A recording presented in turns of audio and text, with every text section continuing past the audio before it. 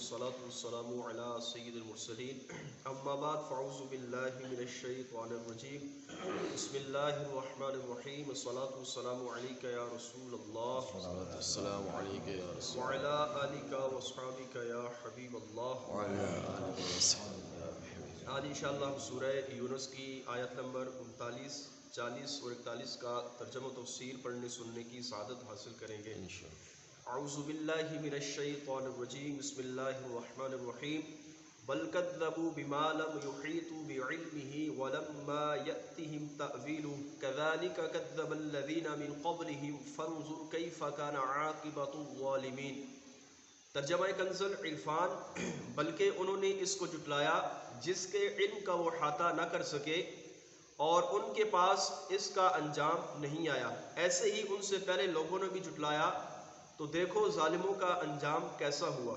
یعنی قرآن پاک کو سمجھنے اور جاننے کے بغیر انہوں نے اس کی تکذیب کی، اور یہ انتہائی جہالت ہے کہ کسی شے کو جاننے بغیر اس کا انکار کیا جائے، اور قرآن کریم کا ایسے علوم پر مشتمل ہونا جن کا علم و خرد کے عہدے اور احاطہ دار نہ کر سکیں، اور اس کتاب کی عظمت و جلالت ظاہر کرتا ہے، تو ایسی اعلیٰ علوم والی کتاب کو ماننا چاہیے تھا، نہ کہ اس قرآن کریم کا انکار کرنا چاہیے تھا۔ تو انہوں نے اس قرآن پاک کو کفار نے سمجھے بغیر ہی اس کا انکار کر کے اس کو نبی پاک علیہ السلام کا کلام کہا۔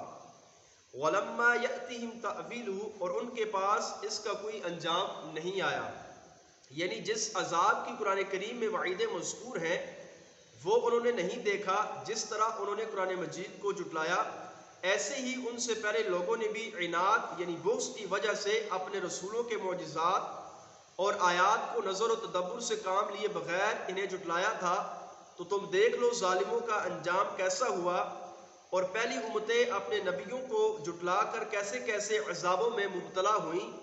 اس لیے اسے سید الانبیاء صلی اللہ علیہ وسلم اور آپ کی تکذیب کرنے والوں کو بھی ڈرنا چاہیے کہ کہیں وہ بھی میرے عذاب میں گرفتار نہ ہو جائیں۔ یعنی اللہ تبارک و تعالی ارشاد فرما رہا ہے کہ جس طرح پہلے امتوں نے ہمارے نبیوں کو جھٹلایا تو ہم نے ان کو طرح طرح کے عذابوں کے اندر مبتلا کیا، تو فرمایا ہے کفار مکہ تم بھی ڈر جاؤ کہیں اس قرآن کریم کو جھٹلانے اور نبی پاک علیہ السلام کی تکذیب کرنے کی وجہ سے میرے عذاب میں گرفتار نہ ہو جاؤ۔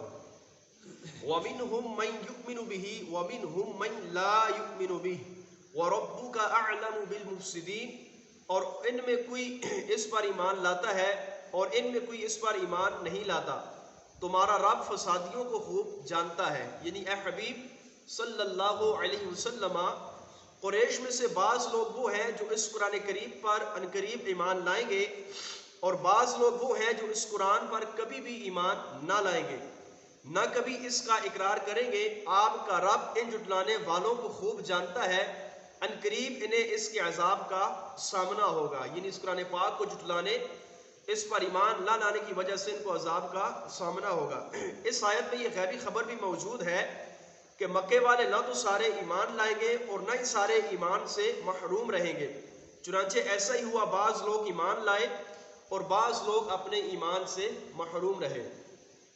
وَإِن كَذَّبُوكَ فَقُلْ لِي عَمَلِي وَلَكُمْ عَمَلُكُمْ أَنْتُمْ بَرِيئُونَ مِمَّا أَعْمَلُ وَأَنَا بَرِيءٌ مِمَّا تَعْمَلُونَ۔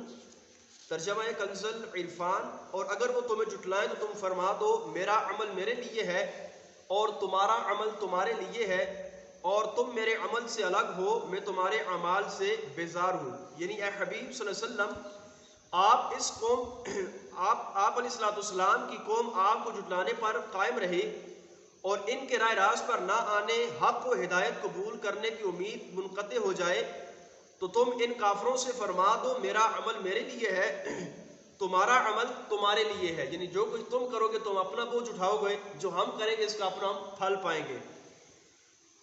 اس لیے ہم میں سے کسی کے عمل پر دوسرے کی پکڑ نہ ہوگی، بلکہ جو پکڑا جائے گا وہ خود اپنے عمل کی وجہ سے ہی پکڑا جائے گا۔ قیامت والے دن کسی بھی جان کا بوجھ کسی پر نہیں ڈالا جائے گا۔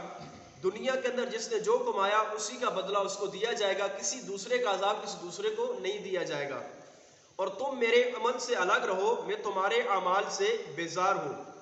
یہ فرمانا بطور زجر کے ہے کہ تم نصیحت نہیں مانتے اور ہدایت قبول نہیں کرتے، تو اس کا وبال تم پر خود ہوگا، کسی دوسرے کا اس سے نقصان نہیں۔ تو بس اوقات ہمیں بھی کوئی تنگ کرتا تو ہم بھی کہتے ہیں جاؤ اپنا کام کرو، تم اپنا کام کرو، ہم اپنا کام کرتے ہیں۔ تو یہاں پر بھی نبی پاک نے زجر کے طور پر، تنبیہ کے طور پر ان کو فرمایا کہ تم اگر نصیحت نہیں مانتے تو جاؤ، تمہارے اپنے اعمال ہیں، میرے اپنے اعمال ہیں۔